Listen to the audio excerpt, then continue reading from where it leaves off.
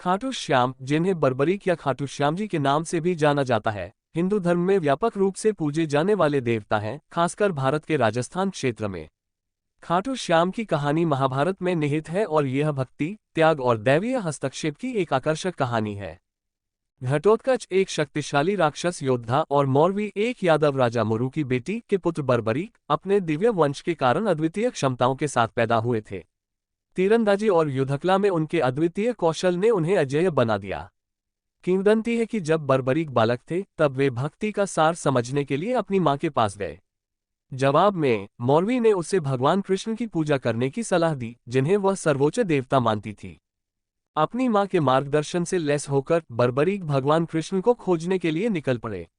उनकी मुलाकात एक ऋषि से हुई, जिन्होंने बताया कि भक्ति की सच्ची परीक्षा अपने सिर का बलिदान देने में है।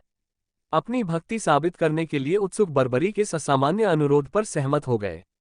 हालांकि उन्होंने एक शर्त जोड़ी कि वह अपने कटे हुए सिर के ऊपर से पांडवों और कौरवों के बीच युद्ध देखना जारी रखेंगे। बर्बरीक की प्रतिबद्धता से प्रभावित होकर भगवान कृष्ण उसके सामने प्रकट हुए। उन्होंने उसे खाटू श्याम के नाम से पूजे जाने का वरदान दिया और आश्वासन दिया कि वह आत्मा से महाभारत युद्ध का अभिन्न अंग होगा। कृष्ण ने बर्बरीक को यह भी बताया कि धर्म सुनिश्चित करने के लिए युद्ध में उनकी भूमिका महत्वपूर्ण होगी। जैसे ही महाभारत युद्ध शुरू हुआ, खाटू श्याम का कटा हुआ सिर राजस्थान के खाटू में एक पहाड़ी के ऊपर स्थापित कर दिया गया।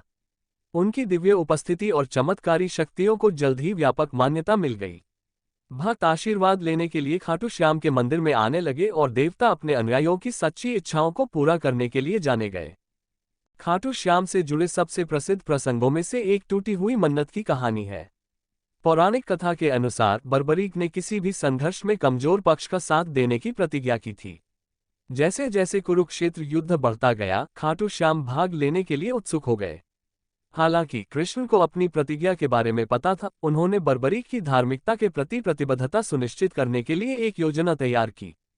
कृष्ण एक ब्राह्मण के रूप में खाटू श्याम के पास पहुंचे और उनसे पांडवों को अपना समर्थन देने का अनुरोध किया। बर्बरीक अपनी प्रतिज्ञा के प्रति सच्चे थे, सहमत हुए, लेकिन उन्होंने खुलासा किया कि वह केवल 3 बाणों से कुछ ही क्षणों में युद्ध समाप्त कर सकते हैं। अपने दावे को लेकर उत्सुक कृष्ण ने एक परीक्षण का प्रस्ताव रखा। उसने अपने सिर के ऊपर एक पत्ता रखा और बर्बरीक से उसे बिना कोई नुकसान पहुंचाए उस पर तीर चलाने को कहा। जैसे ही बर्बरीक पहला तीर छोड़ने के लिए तैयार हुआ, कृष्ण ने सूक्ष्मता से पत्ता हटा दिया और उसके पैरों पर रख दिया।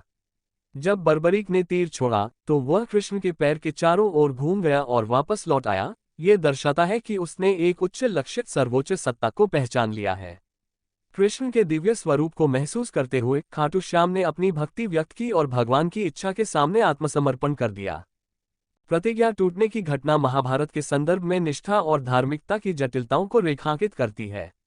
खाटू श्याम की कहानी ईश्वर के प्रति समर्पण करने और कठिन विकल्पों के बावजूद भी अपने सिद्धांतों के प्रति सच्चे रहने का महत्व सिखाती है।